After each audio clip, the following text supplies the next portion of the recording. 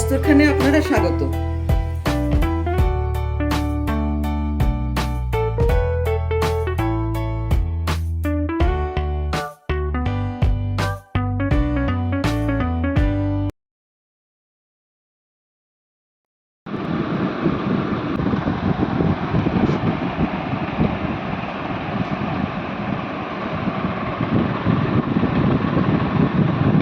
এখানে যা দেখা যাচ্ছে এটাকে বাজারে চিংড়ি শাক বলে বিক্রি করেছে। আরেকজন শাকওয়ালা সেটা কনফার্ম করেছে যে এটা চিংড়ি শাক। এবার চিংড়ি শাক কী জিনিস? এটা নদী নালা, খাল, বিল, তার কিনারে কিনারে বা একটু জলের গভীরের দিকে এই ঘাসটা হয়। ঘাস মানে শাক হয় এটা। এর মধ্যে চিংড়িরা এসে থাকে এবং সেখানে তারা ডিম পাড়ে এই ঘাসের মধ্যে। তার জন্য এটার নাম হচ্ছে চিংড়ি শাক। রান্নার প্রণালীও বাজার থেকেই বলে দিয়েছেন মাসি। এটাকে চিংড়ি মাছ দিয়ে, বেগুন দিয়ে রান্না করতে হবে। তো এই হচ্ছে চিংড়ি শাক। এটাকে জলঝাঁঝি বলে কিনা আমি জানি না, আমি অতটা শাক চিনি না। তো ঠিক আছে, আমরা আজকে চিংড়ি শাক করি চিংড়ি মাছ দিয়ে।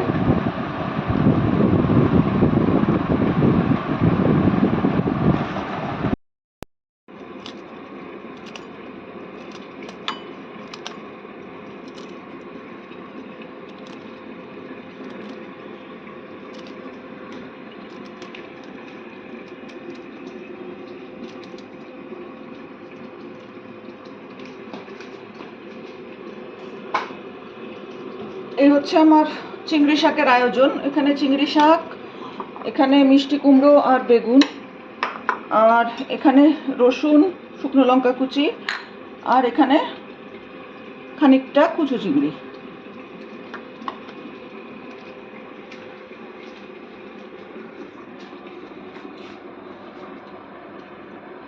প্যান গরম হয়ে গেছে, সর্ষের তেল,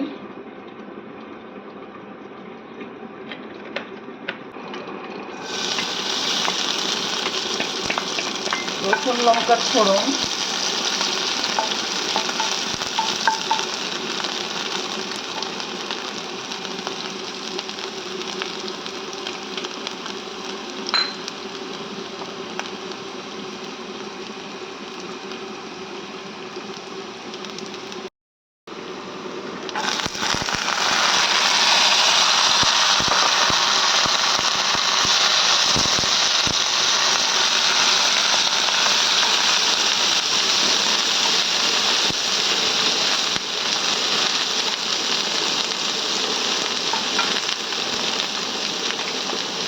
চিংড়িটা আমি এর মধ্যেই দিয়ে দিলাম।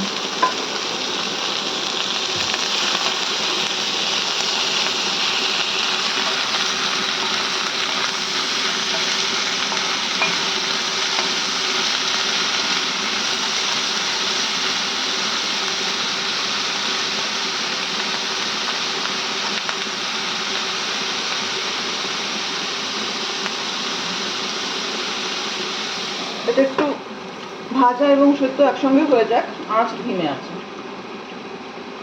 এটা ধিমে আঁচেই রান্না হবে। এবারে এতে শাক,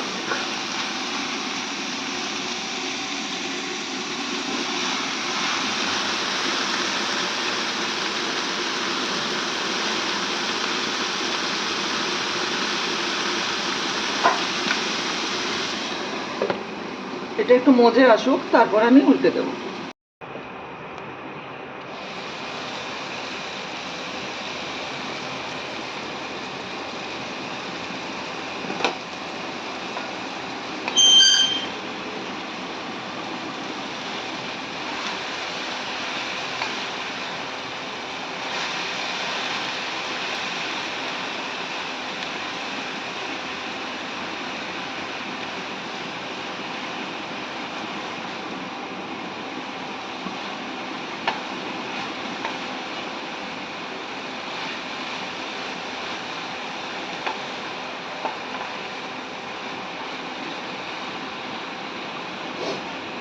খুবই নরম শাক, সঙ্গে সঙ্গে মজে গেছে। এবার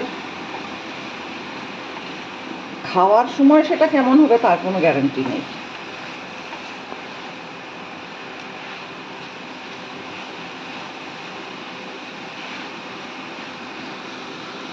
মাসি যদিও বেশি করে আনার জন্যে পরামর্শ দিচ্ছিলেন যে বাবা এটা একেবারে মজে যাবে গো, নিয়ে যাও একটু বেশি করে, কিন্তু সাহস করে এর থেকে বেশি আর আনা যায়নি।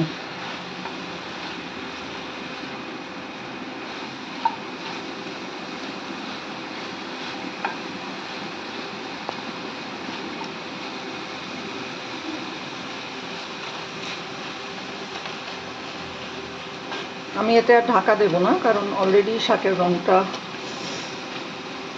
ডাল হয়ে গেছে, সেটা মোটেই কাম্য নয় ঢাকা দিয়ে চেপে চেপে রান্না করা শাক।